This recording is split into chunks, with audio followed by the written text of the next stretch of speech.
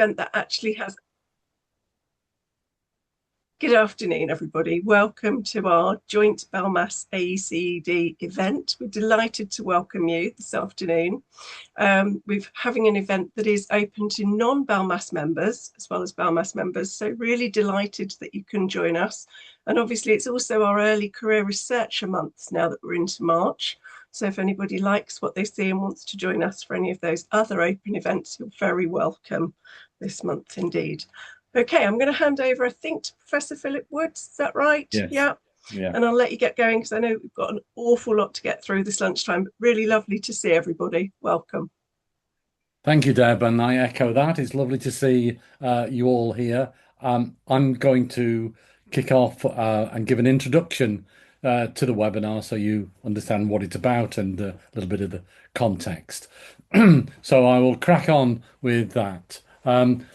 Today's webinar, is the UK launch of a unique pedagogical framework for aesthetic and embodied learning for democracy. Alongside this, there are guides to practice and practice companions that accompany the framework. And these are the outcome of the 3-year ACE research project. So what I'm going to do is give some further information about the ACE project. I'm going to explain what we mean by aesthetic and embodied learning for democracy, which is the central focus of the ACE project, and highlight some of the theory underpinning aesthetic and embodied learning for democracy. I'll share some conclusions from this research, and I'll suggest some of the ways in which the ACE project and aesthetic and embodied learning for democracy are relevant to leadership in education. And I'm going to do all of that within 10 minutes. So it's going to be brief, concise. The ACE project is funded by Horizon Europe and UKRI. It was designed in response to a Horizon Europe call for research into education for democracy. It's a 3-year project whose aim is to explore and enhance the role of aesthetic and embodied learning for democracy. Its methodology is to create and trial through case studies an innovative aesthetic and embodied pedagogical framework and associated guides to practice. And we've been through that process, and we're reaching the end of the project, the conclusion of the project, which is the framework and guides that we're launching in the UK at this webinar. There are 6 European partners who've carried out 19 participatory action research cases, trialling engagement with aesthetic and embodied learning for democracy. The cases cover all phases of education, from early years and primary through secondary education, higher education, and adult, professional and organisational learning. The partners are from Croatia, Finland, Germany, Latvia, Portugal, and the UK. I'll describe briefly now what we mean by aesthetic and embodied learning for democracy. First, about aesthetic and embodied learning. This is a way of learning that engages the whole body in processes of meaning making, enhancing awareness, and co-creating knowledge. The aesthetic refers to the array of senses that we experience, that is, images, sounds, other senses, as well as feelings and subtle bodily messages that reach us immediately, often before we can put them into words. By embodied, we are referring to the way in which mind and body are deeply interconnected. Thought and emotion are integrated and felt through the body and bodily movement. In the project, we relate the crucial aesthetic and embodied character of being human to the challenges facing education for democracy. Aesthetic and embodied learning for democracy draws upon the power of aesthetic and embodied learning for the purpose of exploring and understanding democracy. The various aspects of democracy are approached through aesthetic and embodied learning and through reflection and dialogue. For example, in one of our cases, drawing was used as a way of exploring and developing, was used as a way of exploring a developing sense of democracy in the classroom, which contrasted with the culture outside the classroom. So, aesthetic and embodied learning can be drawn upon to support enhancing awareness of the affective dimensions of democratic relations. It can be drawn upon to support exploring democratic values such as freedom and equality, and dimensions of democracy such as power sharing and dialogue that can help advance mutual understanding. And it can be drawn upon aesthetic and embodied learning helps in cultivating a feel for democracy. I'll say a little bit more about this feel for democracy, which is a phrase we used when working on the project's application.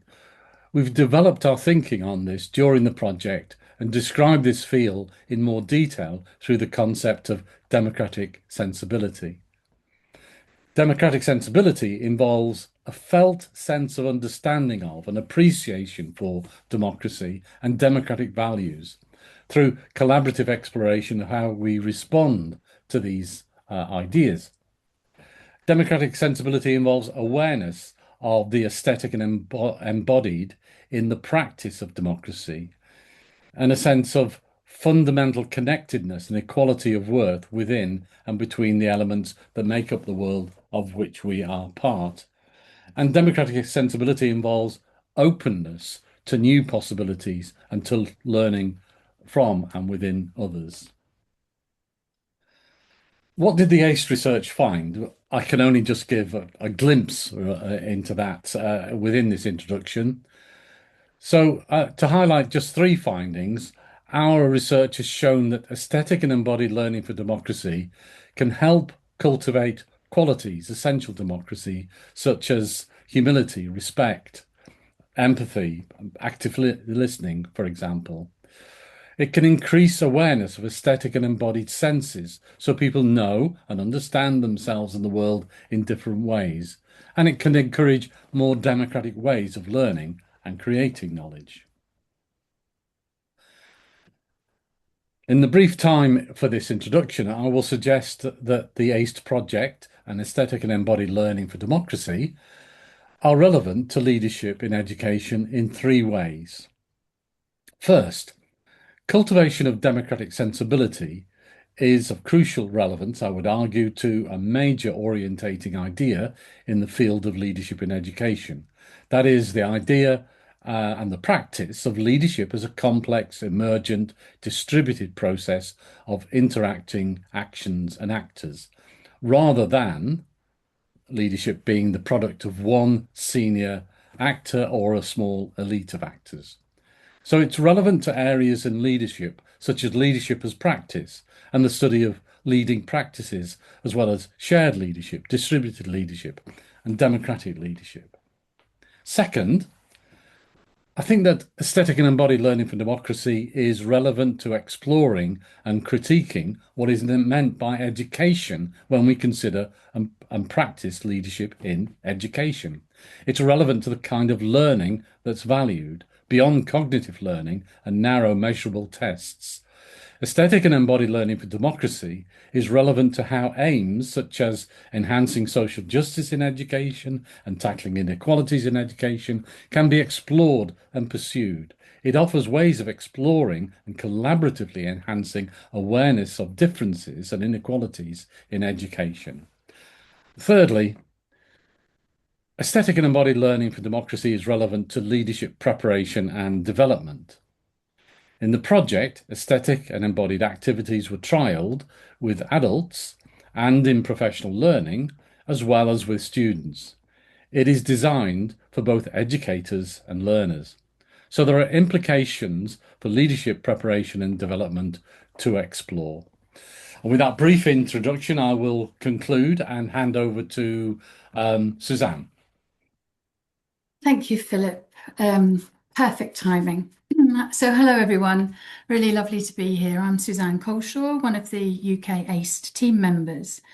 So what I'm going to invite you to be involved in now, for the majority of the rest of the time, actually, of this session, is to engage in a taste of aesthetic and embodied learning for democracy. Hopefully you received a notice to have some materials around you, but don't worry too much if you haven't, got your craft box with you. I'm sure you've got things around you on your desk that will be useful. This is an invitation to think differently, to think slightly more visually. It may free you up from the linear strictures of grammar and language. I'm going to invite you to engage in collage. Now, I think that collage can sometimes do funny things to you, so please be gentle with yourself as we go through this process. There will be a prompt on the following slide, and I'll give you time to share and reflect and discuss in small groups after you've created your collage. Now, to be clear, this isn't necessarily about creating something artistic. It doesn't need to be perfect. It doesn't even need to be finished. And if you notice that you're starting to fiddle with it a little bit, or trying to make it look good, or trying to make it better, perhaps that's the moment to step away. You may like to take a photo of your collage. You may want to keep your camera on, or you may feel more comfortable turning it off. That's fine. I will stay on camera during this time, and I'll gently call you back in about 10 minutes. So just to recap then, what I'm inviting you to do is to create a response to the prompt question that is coming up on the next slide. Some people will take longer than others, and that's fine. Try to avoid any attempt to make it perfect or make it look good. And if you start fiddling with it, step away. So in a spirit of playfulness and imagination, I invite you to create a response to this prompt. How does democracy feature in your practice of leadership?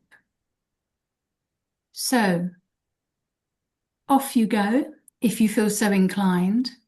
I will stay on camera and I will gently call you back in about 10 minutes. Thank you.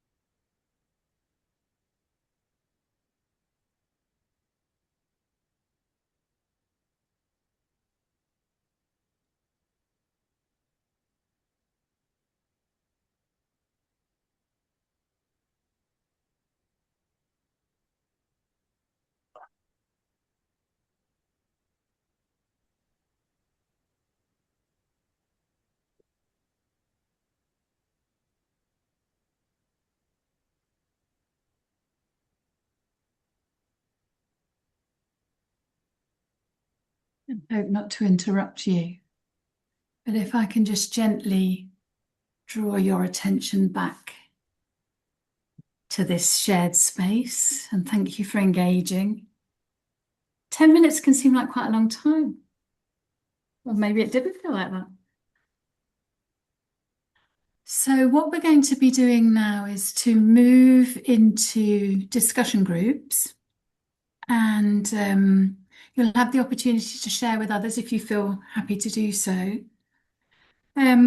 Something about your collage. If you've got it on a camera, you maybe can hold it up to the screen so people can see it. I think it's important to mention that the breakout group discussions will not be part of the recording. So it's a confidential space. It's a safe enough space, I hope you feel. So please do share. Share what your collage might mean for you. And what we find increasingly powerful is to hear others respond to your collage. So it's a discussion, it's a conversation. And if you can keep an eye on the time so that everybody who wants to gets a fair share of the time. So thank you to Cynthia from Belmas for putting you into groups. We will be invited to go into groups in a few seconds. And you'll have about 15 minutes. So if you're in the UK, that will be until around about 1:15. So thank you, Cynthia. If you could invite people now to go into the rooms and enjoy the conversation that you're going to be having. It looks like some of us have got the invitation now. So join those rooms and enjoy the conversation.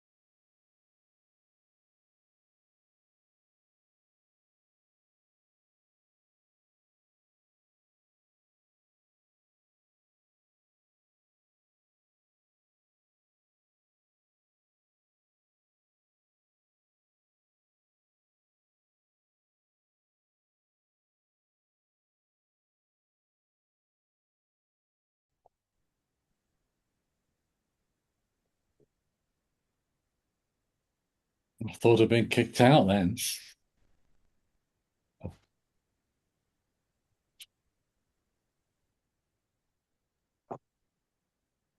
Welcoming people back, familiar faces.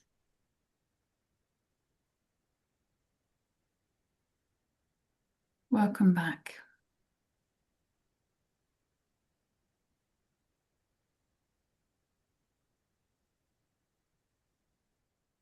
Other groups are using up their last few seconds of discussion time. Welcome back, everybody. Nice to have you back in this space.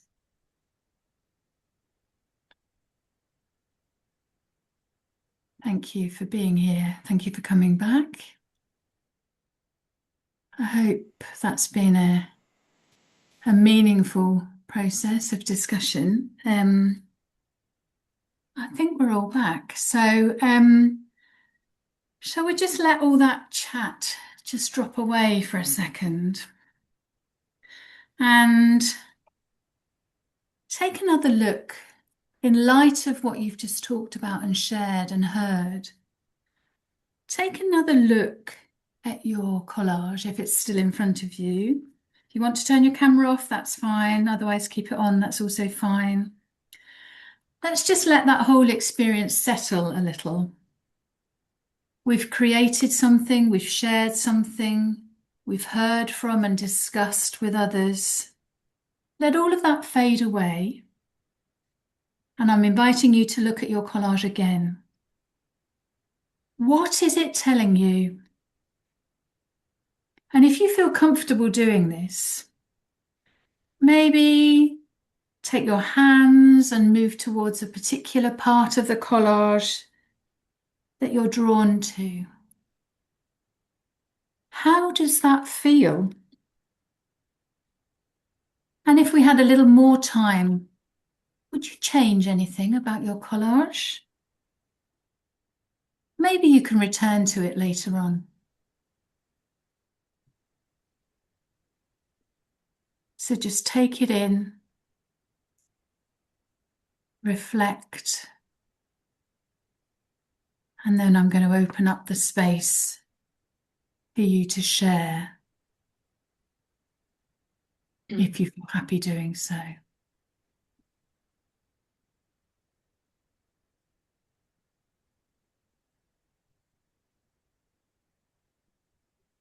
Thank you for engaging. I'm going to hand over to my colleague Karen, who's going to lead us through to the end of the session. Thank you, Karen.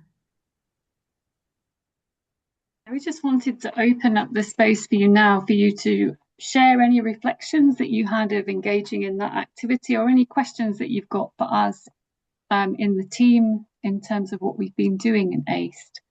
So please do ask. Oh, Gonji, I can see your hand up. We're a small enough group, aren't we? So well, that was lovely. Partly because I've discovered the art of collage a few months ago, and I spent most of Christmas making collage Christmas cards. So I've just written a blog about the relationship between collage, beauty, and aesthetics. So so this is rather nice, really. So I completely get. I thought that was really fabulous. That I found on the one hand, I had I was drawn to kind of Winnie the Pooh and his friends, that I had a picture of that and this kind of all being in it together and how fun that is. And then this image of a kind of bending over backwards, which is sometimes how I feel like I know and I enjoy being part of being in a democratic process, but ever so often I just know better than everybody else, and it's really difficult to distort myself into managing that part of me who wants to go, yes, well, this is all very well, but we should do this, and this is right. So that I find that it was an amusing way of reflecting back on myself. So I love it. The one question I had, which I raised in our little group, is I think teaching democracy to young people in this way, just inculcating the feeling of empathy and and connecting to others is really valuable. And I'm wondering how much more in the classroom you get people that are really influenced by the kind of dystopian politics that we find ourselves in, where it's about winning, lying, dominating, and how how this kind of more embodied process might kind of counter that, or would it, how would kids who've come from this kind of like, I'm going to win, it's all about being best, would respond to this? So that's my question. An easy question. Yeah. I don't know if my colleagues, I mean, we could all discuss this as well, I think, couldn't we? I don't know if my colleagues want to come in to start off the discussion.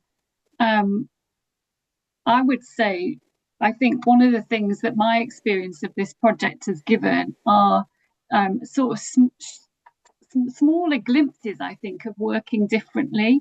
And I think one of the things that has come through, that it doesn't have to be a big thing either. It can be small and often. So I think it's about getting used to working differently as well. And because I think you're absolutely right. If we're constantly kind of responding to these other things that are outside, having other ways of being is really, really helpful. And if it's regular, just short but regularly integrated into classrooms, I think that can be really, really, really beneficial. I don't know if Suzanne, Philip. Well, I'll just comment very briefly, because we have examples that in the project where school children are interacting through an aesthetic and embodied activity in a kind of project. And has been feedback from some of them that what they found was that there were some people whom they did not think would be possible to work with because they saw them in a certain way, and then they saw them differently through this process. Now, I think that's interesting, but I would not want to give an impression, oh, well, here's a way that you can easily overcome some of the very deep divisions. Because I think that's a background to this project. There are very, very deep divisions, as we know. And for some people, there are certain what they see as extreme positions that mean that those people are not democratic. But there's a continuing question, well, where's this line between over which some people go and you say, oh, well, that view is not democratic. You can't countenance that. And I think that it is a continuing challenge, not one that's been sort of resolved through the ACE project, but it's a very important one, I think. Thanks, Jean. Anybody else want to pick up on that? Yeah, go on, Paul. Thanks. I really appreciate that last reflection, Philip, and it brings to mind for me the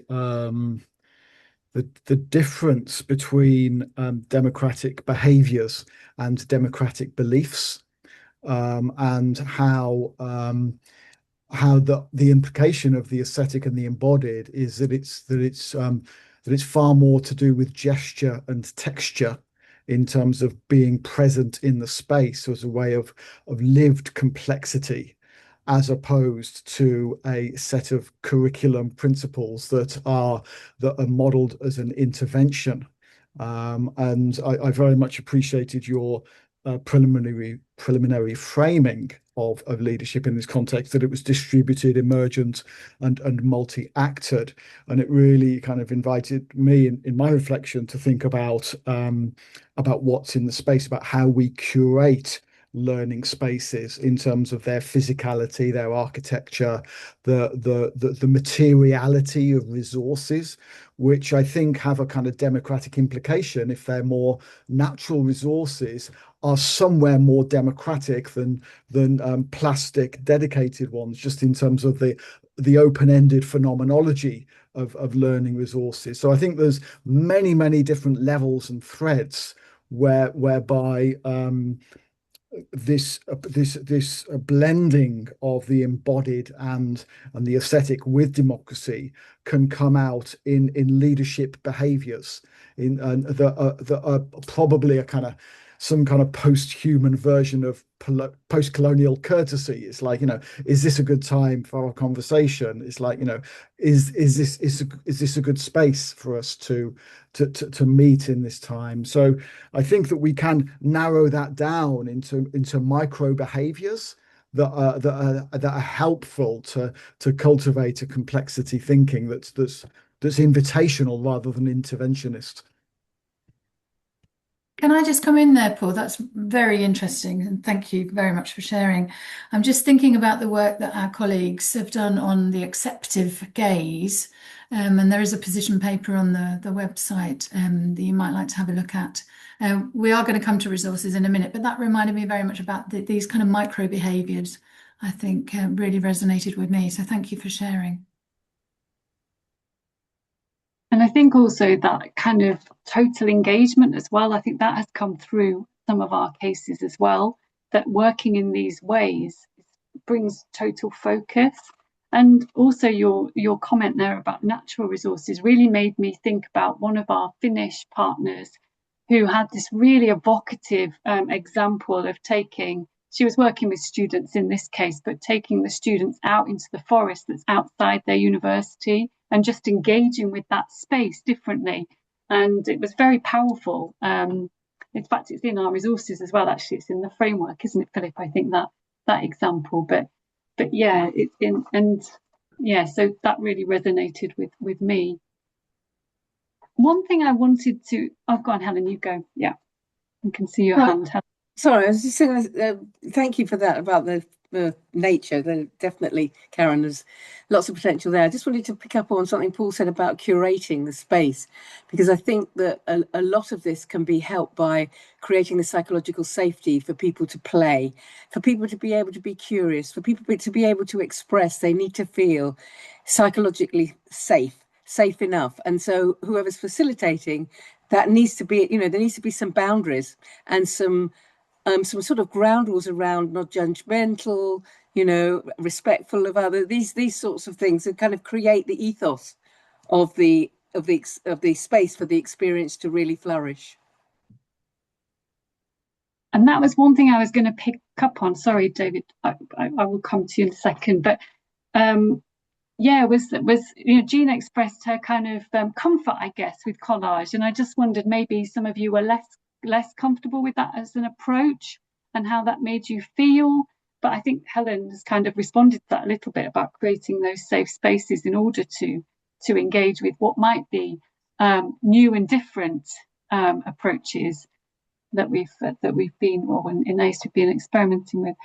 David, shall I? Yeah, just very briefly. I like the idea of thinking in the way that you're suggesting of curating learning spaces. I just remember one example which I described very briefly. Major conference of a lot of staff. One of our leaders, who was helping to organise the session, wanted to get us all meditating. And so one of the things that they did, and it's part of a wider thing, was to get us to lay on the floor and just think about whatever. I fell asleep and I began to snore. Now, I think the message for me of that, which has stayed with me, I was slightly embarrassed, but I thought, well, they need to know I snore. Was that leaders need to accept vulnerability and then handle it, and then, as it were, share it in the sense that others need to feel less defensive when they're involved in this way. And I don't think I could have achieved anything more effectively than snoring by mistake.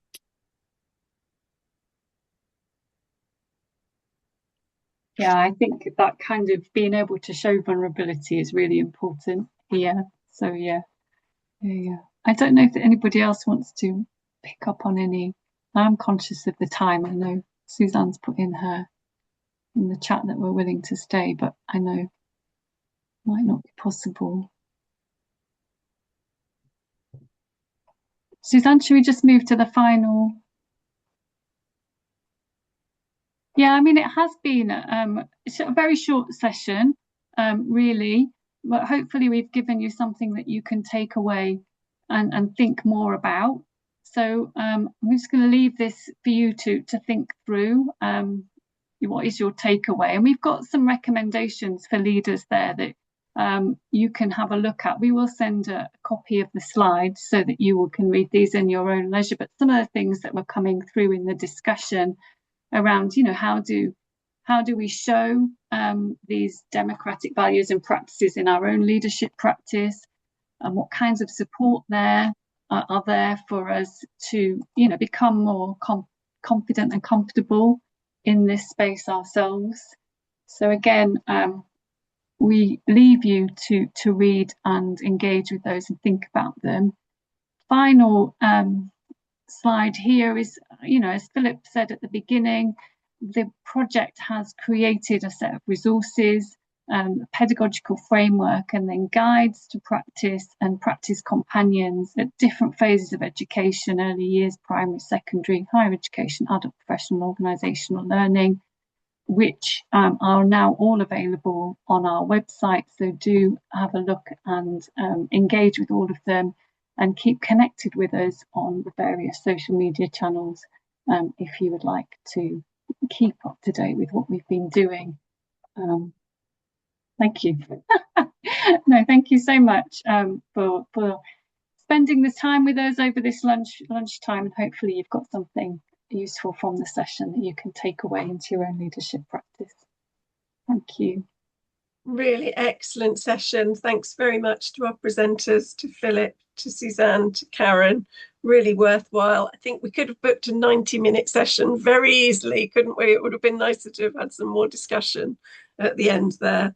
But as the team have said, please do engage with their resources and with them. And if you're watching this on catch up, you can pause it on the page where the resources, the slide where the resources were, so that you can engage directly with the team.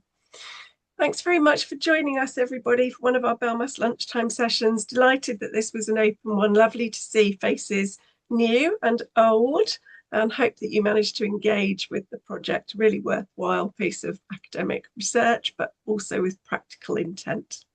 Lovely. Have a lovely afternoon, everyone. Very much. Thank you. Thank you.